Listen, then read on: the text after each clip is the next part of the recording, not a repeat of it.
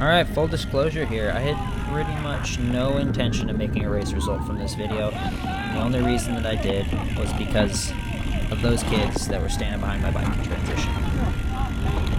This 30 seconds here was completely agonizing, derailed my race,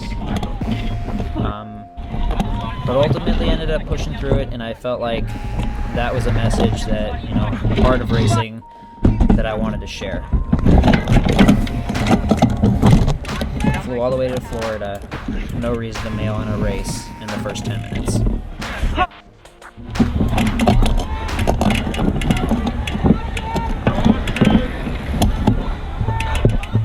What happened is that right as I jumped on my bike, one of my rubber bands on my shoes broke, the pedals spun backwards, chain flew off, and when I took my first pedal stroke, it jammed the chain right up into the space between the crank and the frame.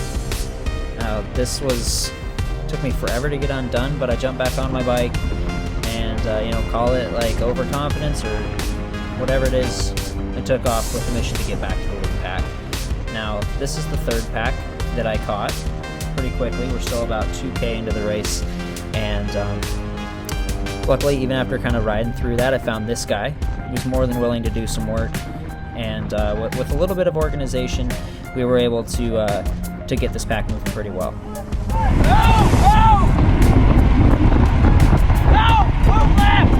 Really, a lot of times, all it takes is somebody to kind of cause some organization and take some of the guesswork and the thinking out of people's hands. And as you can see, like, a bunch of guys who've never ridden together and their tongues are hanging on the floor are able to actually put something together and make some moves. Let's go! Everybody take a pull! Pull back, go! You do this type of racing enough and you realize that somebody's always hurting more.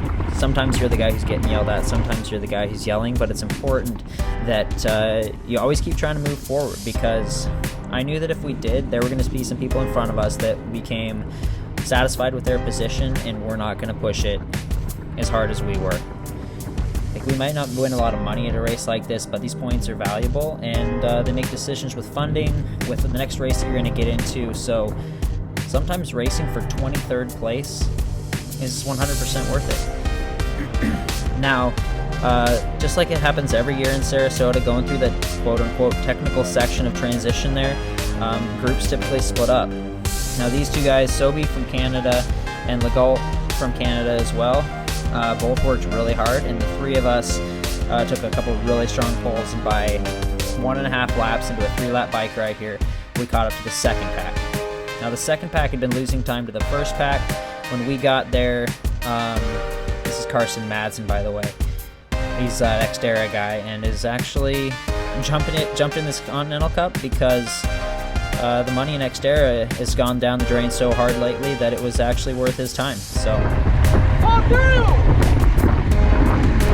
Just move! They're right there, come on! Anyway, as I was saying, like, now that we're in this second pack that are losing time, we started putting time back into the first pack almost immediately. Because these guys had the energy, they just didn't have the organization from what I could tell when we caught up. And again, with a little more verbal encouragement and direction here, the group worked really well. It was awesome. So basically, from the time we started this line, we had about 15 minutes of riding left, 10K to go, something like that, 40 seconds down, and even at this point, I think, we'd been working together for half a lap. We had 1 lap to go. The gap was still at 35 seconds, was what we were hearing. But with some good work through transition here, just efficient work through corners, and only a few lap skipped pulls, like, we just kept putting in time. Now, one thing I wanted to say here is what you just saw with Carson. If you are the last person in the line ever, and you can't take a pull and you're having to skip pulls, it's really, really important to tell that next person that they need to get into the rotation so they don't slide off the back thinking you're going to be there. And then you have to, like, make this sprint to get back on. They have to sprint to get back on, and just everybody gets tired, and the number of people sitting in the back grows. So in any situation like this, communication is super important.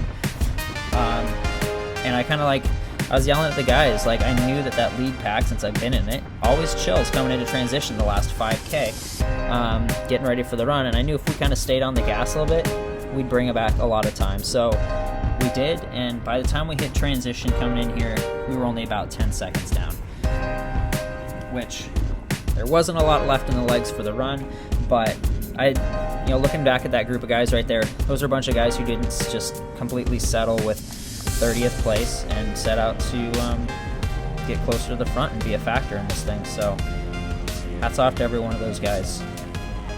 Anyway, that's the Sarasota ITU race in a nutshell. Lead pack worked really well together, obviously.